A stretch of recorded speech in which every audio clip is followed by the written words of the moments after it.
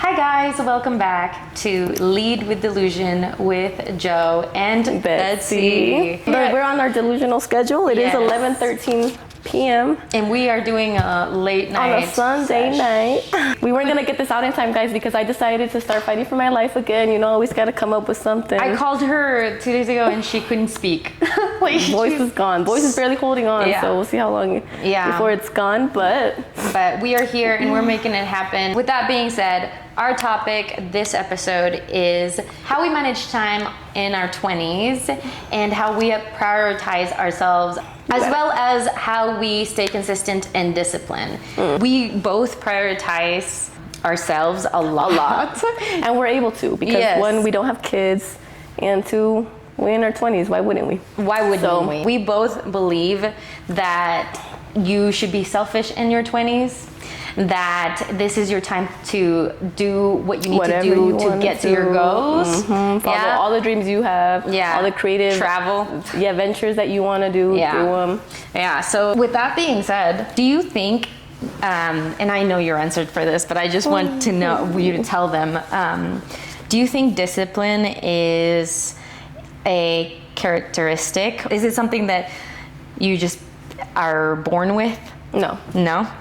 Discipline takes time, I think, and it's like it's the 1% each day that you keep putting towards something, towards a goal, like in the gym, in your job, anything really. But it's the 1% that you're always putting and you're always working towards, and it's like, you know that it's probably gonna take a while to get there, but it doesn't matter because that's your goal every day. And every day you wake up and that's on your mind. You're it's cool you said that 1%, because I read this book that's changed my life. Like, it really did. What book is it? And it was my late teens and my early 20s.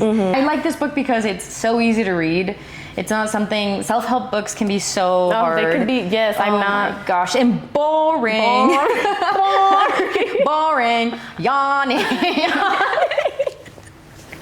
So self-help books, like, they're tough. They're tough to get through unless they catch you. Unless this one caught me. And it was because it was easy to read. That's the main one. It was easy to read. It's a good book. I feel like I've heard a very good. And the book is Atomic Habits by James Clear. Every single time somebody asks me about a self-help book, I've read a few, but none has stuck with me, and it's crazy because it was the first self-help book I ever picked up, and then I was like, oh, maybe I like self-help books, and then I continued to and then you're like, no, I don't like them that much. But it has to be a specific specific I just got lucky. Specific author. That book taught me that discipline is not something you're born with, but rather a system.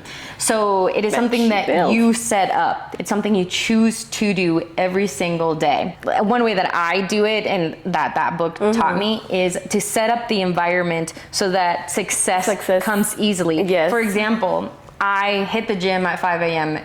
Almost every day. Almost every day. Because I hate going at 5 p.m. It's something just I enjoy doing and starting my day. And to set up my environment, something I do is I put my gym clothes up so that when I wake up, I immediately go and I already have I don't gotta sit there and still look and waste time and be like, if you are thinking that you are gonna reach your goals through just motivation, you are mistaken, because it's just not gonna happen. Motivation don't come every day. It barely comes once a week. It runs out quick. That's actually, guys, you know what? That's actually probably why I'm sick right now, because I feel like I have been putting too much on my plate. She is sick. Guys. She works 2 jobs. 3 jobs. Oh my gosh. And you guys, that's what the next topic I wanted to ease into. It's so easy to overwork yourself, though, on this train of being disciplined and like wanting to get to that goal, that sometimes you gotta just backtrack, take a break, you know, because we wanted to get this done since Friday. It's Sunday. And it's like, oh my gosh. And it's actually we're really cutting it short because our schedules, it's like tomorrow she works. I'm leaving soon. So it just wasn't. It wasn't aligning. The thing that made the biggest difference was because you're sick. So you weren't. I couldn't speak, guys. I literally couldn't be verbal. So I'm like, how am I supposed to yap to them? And as much as we want to give you, again, the lighting, the environment, the everything, most importantly, we want to talk to you guys. Because we're here sitting here looking cute in these shirts that we made, that hopefully you guys like the pictures, but that's not the point. We're here to talk. We're not here to just look at you and show you cute shirts, you know? I feel like now this is like part of my routine. Like every 2 weeks, I'm like, I have to talk to my girls and tell them what's up. Is there something you do other, for example, like I just said, putting your clothes out. setting up a system. Is there something you do like that helps you stay disciplined? Tips and tricks? You can think about it. Weed. Oh, no. That's so okay. bad, but that's like for real. Like I'll be like, it's sometimes some people it really helps. And for you, me, her like, personality is much. Yes, guys. I feel like I'm very like hyperactive sometimes. So I feel like for me, this is very bad advice. Actually, I'm not gonna tell you guys to use any substances ever. But for me, I think the thing is, it's like, okay, I want to have fun. So I'm like, okay, if I want to have fun and I want to be able to go smoke with Joe, it's like, okay, let's get all this shit done. And then it's like, okay, then we could go. Yeah. But then it's also that it's not necessarily even just with weed, it's with anything. It's like, if you want to go to the beach, it's like, okay, we want to go enjoy the beach. Okay, but we have X, Y, Z to do. Let's get it done. Let's get this workout in. Let's do this. Let's film this. And then it's like a reward. Gosh. We always have a reward. Yes. And same when it comes to even traveling. We're like, okay, let's book this trip because I want to have something to work towards. Like, it's always like a little gift. Let me give myself a little gift at the end.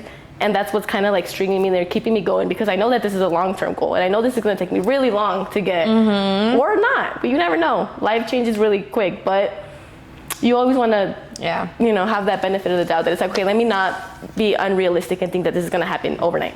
Because half the time it will not, guys. No. And it's like, we refer a lot to the gym, but it's because the gym has been that's where I learned discipline. My very first time learning discipline on my own that wasn't instilled by my parents, I guess you could say. It was like me wanting to go to the gym and me being consistent and me being wanting to look different and change my physique and eat better just to be healthier, because it's not even just about looking good. I feel like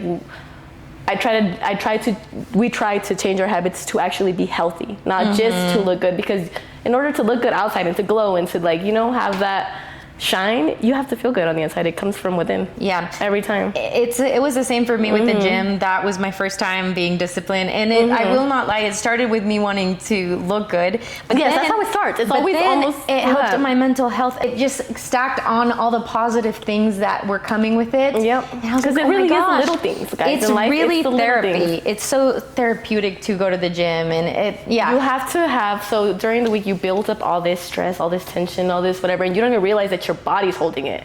And specifically for women, we tend to hold it a lot in our hips. So even just like stretching and opening your hips, guys, I saw this important video on TikTok. Shake some ass. She's like, literally. She's like humping the air. She's literally, guys, that's why we need to have a girls' night out. Go shake some ass, go open them hips. Like, I don't know. You got to do it though, because you do hold your tension in your body. Yes. It's like that one book, The Body Keeps Score. It does. That's another really common book that I know a lot of you guys probably have read, but it's the same thing. One of the things that I do that helps immensely is writing it down. Once I write it down, it's a contract. If I have something to do, I have to write it down. It will not get done if I don't have it written down. Yeah. So I always... What do you mean I'm gonna fail myself? Like, I wrote this and I'm not gonna stay true to it? Exactly. You kind of have to. Exactly. It's really a contract for me. The other thing I also learned through Atomic Habits is habit stacking. Have you heard about that? I've heard the term. Yeah. Elaborate. It's harder to restart a habit from scratch. So what you can do is start small. You just said that you kind of... you need to be realistic is what you said. You said be realistic. On how much you can handle. How much exactly. And that's kind of how habit stacking is that you attach a new habit, a small new habit. It has to be small to a habit that you already have. For example, brushing your teeth in the morning. Yes. You decide that you want to journal. So you start journaling after brushing your teeth, and then it becomes a habit. And then because it's one thing, you're already going to do this every single day. You might as well just try to add it on there. Yes, exactly. So it's almost like your brain associates the two together, second habit with the first one, and it's easier to incorporate them. Yes, because it's all about slowly incorporating things too as well, guys. I know it could be either or. Some people work, like, I'll vouch for myself, I do very well under pressure. I like to but see, like, eventually the body will give out, But eventually the body will give you when you do too much. However, most of the time I feel like I work better under pressure, whereas, you do as well, I feel. But you're a little more mellowed out. Like, you like to do things. Joe's very different. She likes to do, one thing at a time. Yeah. I'm like, okay, I don't want to do nothing for 5 days. Give it all to me on this day, and I'll do it. And it'll come out good. But it's, almost like the chaos of it. I like the... adrenaline. Another thing I do is when I have breakfast, I have to have breakfast. So I immediately, you know that I drink that. We are literally drinking the tea. Tea, guys, the moringa. Yes. Moringa tea. Moringa is a super food, and my dad actually told me about it, and it's amazing. If you want to try a tea out, moringa it has everything, including protein, which is crazy. Which is insane. I mean, it's not like insane. She's like protein ab, right? yes. Not a crazy, but it's a superfood. So if you want to try tea, try moringa tea. Moringa tea. Have it with honey. But that is one of my newer habits is having moringa tea. I drink tea every day. Yeah. Every day. Yeah. So that's like one thing that I'm like. So our schedules look kind of. She just starts her day way earlier. My days do not certify. Ever. Matter of fact, I'll be going to sleep at that time. Yes. Oh, Jesus. Me last night. I don't know, guys. Oh my gosh, guys. I'm a complete opposite schedule than her. I will be waking up at 5 a.m. She was up last night and I'm going to bed. She's like, just got home. Can we do this? The podcast at 7 p.m. Because I need to get some sleep, girl. I did. I did need some sleep. But our schedule is completely different. But I feel like they kind of start off they hit the same points. I feel like I try to wake up my morning with a positive thing. So for me, like for her, it's like the gym, right? Oh yeah. For me, it's like I need to go outside. I love being outside. So for me, it's like I'll wake up and usually within like the first 30 minutes of me being up, I need to sit outside in the sun. Yeah, and it's so calming. Like I feel like for me to have a good day, I have to just like take a moment to just like ground myself because I know my day more than likely is gonna be chaos. They always are. I feel like my days are very like, so much going on. So it's like, let me have this 10, 15 minutes of just silence to myself. And then I'm good to take on the day. Whatever brings, I'm okay. Because at least I started on a good note. Yes. And when I don't, it actually makes the craziest difference. She'll see it. Start and a good note. Oh my God. She'll see it. When I don't get some grass, you know. Or when you don't get some grass in both senses. But yes. She loves grass. In every sense of the word. If someone pisses her off the bat, if something goes off, it'll usually set the tone. It's usually the family guy. Oh, the moment something goes on at home, it's like oof, that's gonna be trauma resurfacing. I do want to say that it is not easy to be disciplined, and it's not supposed to be. Our brain is not built for long-term goals or self-control.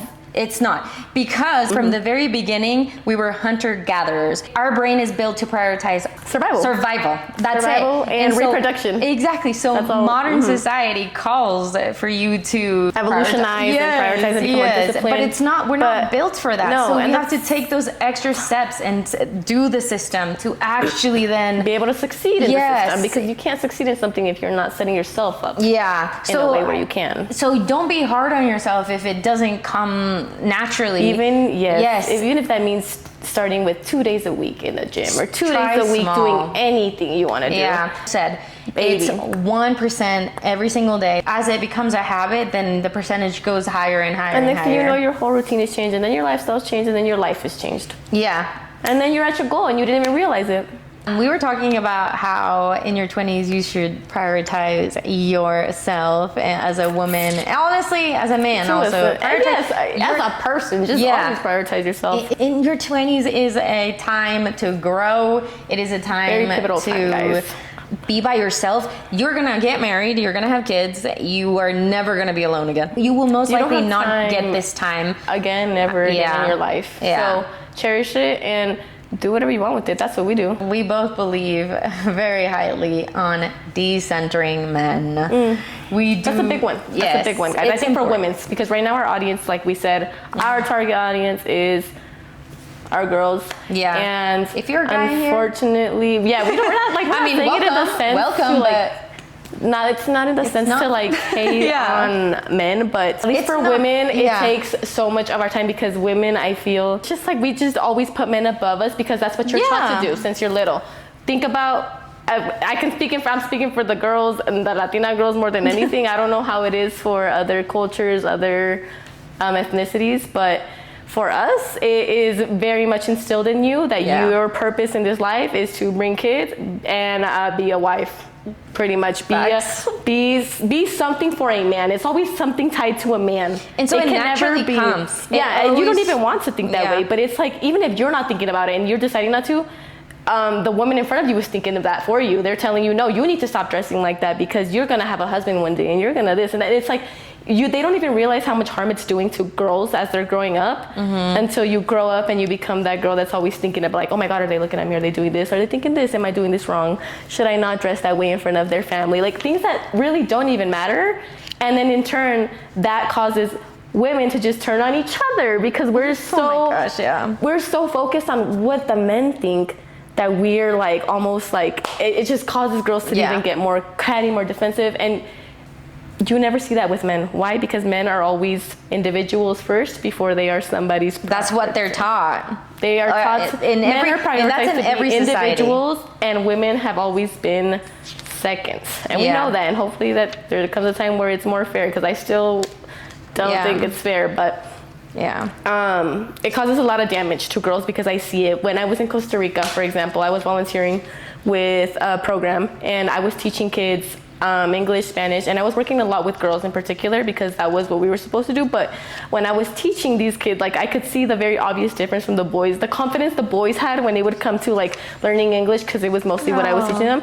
They would be so confident and so like elaborate and so quick to answer all the questions, and the girls were immediately shunned off. Matter of fact, I think 9 times out of 10 the girls would leave the class early because they felt embarrassed that they didn't know enough. And I knew, and obviously me seeing this as an outside perspective, that I am aware that that is not their fault because they were not given the same educational standards, but they don't realize that. They just think, oh, I'm dumb, and like I should feel shame because I can't answer this question, because he can, and he answered it on the first try, didn't even stutter. And what do they learn from this? To just be shunned and be pushed off and be second. And that is the problem. That is why we are where we are today. Yeah. Women have always put each other second and put men, unfortunately, first, whether we realize it or not. Yeah, it just becomes a natural habit for us. It's not our fault, guys. Yeah. It's not our fault. It's something that we're all working to break, and I hope you guys also work to break it. Yeah. But it does build resentment, I think, a lot with older, like, maternal figures, because you would expect your mother to be like, no, don't feel that way about yourself. Don't think low of yourself. Don't this. But it's actually, that's usually who instills it in us. Yeah. Because someone who didn't love themselves can teach you how to love yourself. And think about how much harder they had it in their times. Yeah. Like, I will say my mom is really good at that. Yes. Especially now. It's a trait, that's something that you can learn and change. Yeah. I spoke about this in my first episode. She has changed. She changed when she moved to the US, but she's very supportive, and she's very much, even now, it's like success is more important, and you should be successful for yourself and be able to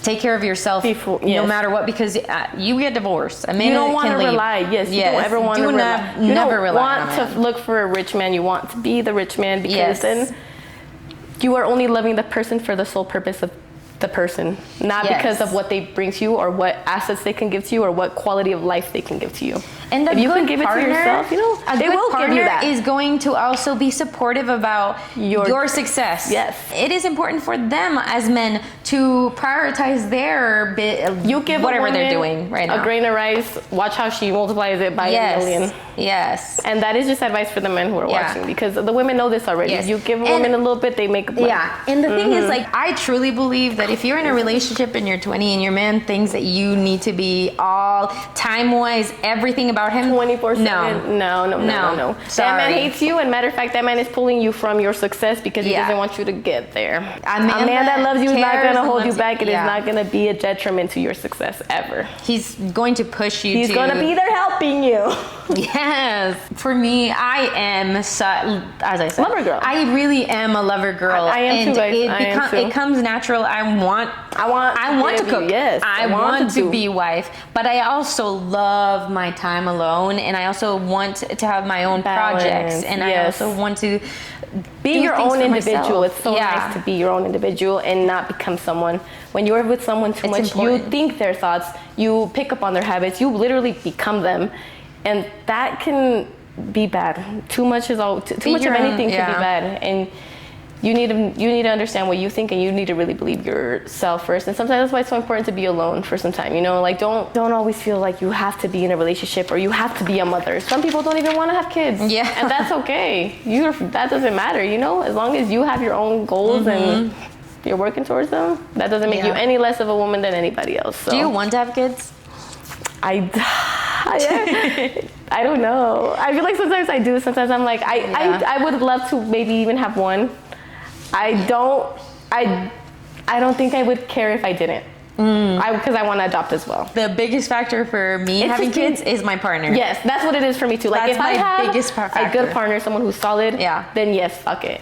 But if I'm not feeling comfortable and if I don't feel that you are a good I'm not having kids with you. Like, I am never. I just posted nada. I posted a TikTok where I was like, if you are love bombing me by telling me that you want to put a baby in me, I'm taking that as a threat. That is a threat. No, I am not doing that. Threat to our success right now. When you start talking to a guy and they're like, I want to have kids with you. Like, you got kid money?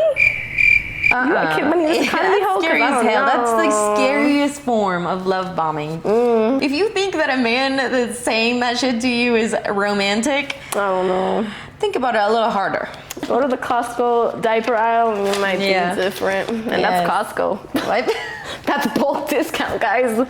Oh, it's tough in there. It's so scary. All the women that then get divorced and then they are like, themselves. oh my gosh, I have no idea what to do. And then you have kids. That's why, yes, like never, guys, and I will always tell my clients this.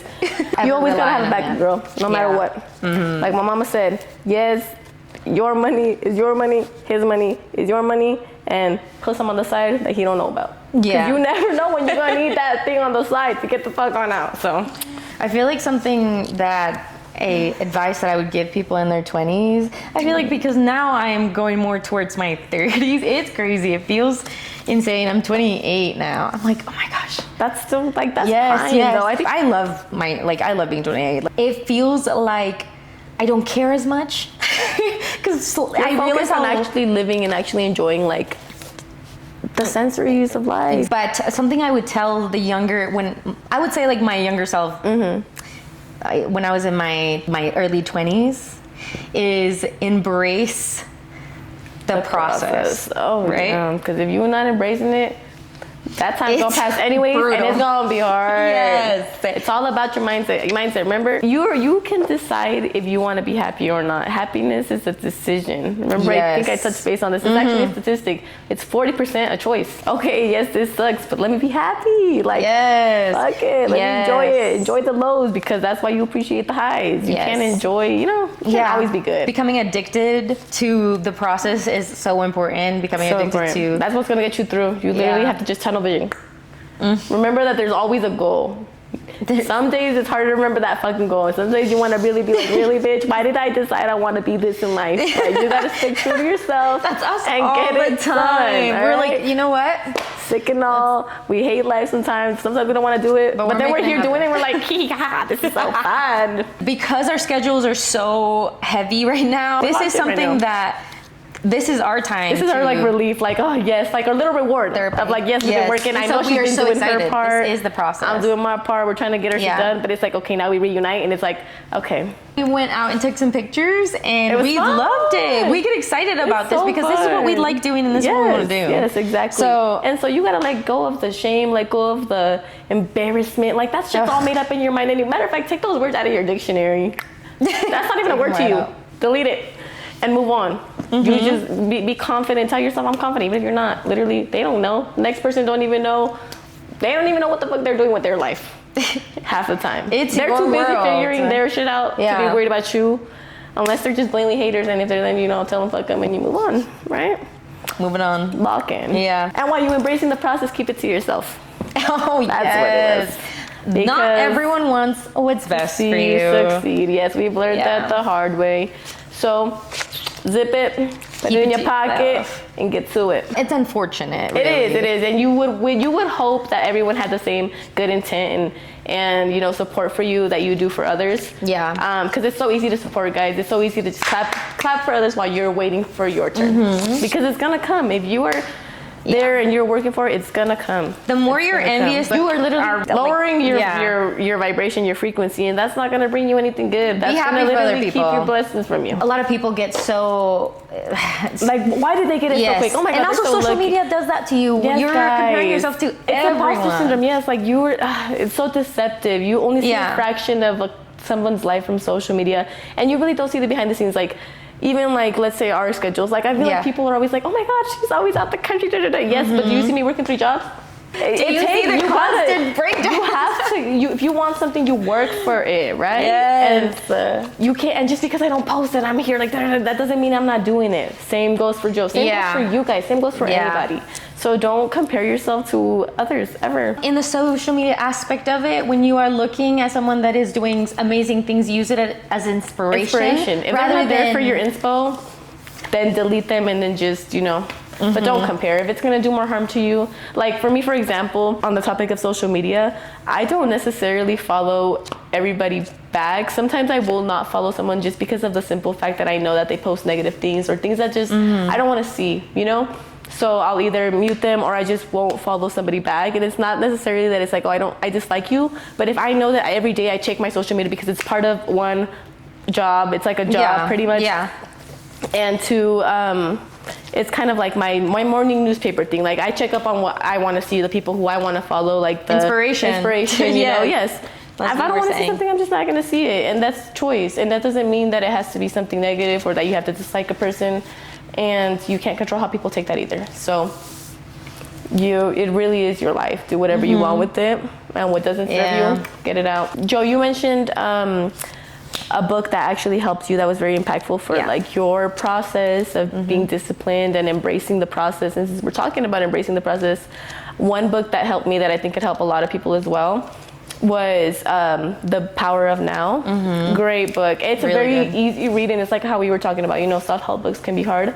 That one was a very easy read for me. I don't know how Joe's experience was with it. That one was tough for me. That one because you have to really think about it. It tickles your brain, but that's why I like it, because it tickles your brain. But it's like, once you finish that book, you're not the same. Like for me, I finished that book and I was like, you know what? It's true. Like, because that book got me through a really tough time. And I think in my life, it was like around November, I want to say. Yeah. And I feel like I was having such a hard time being present, because I was in one of the most beautiful places in the world.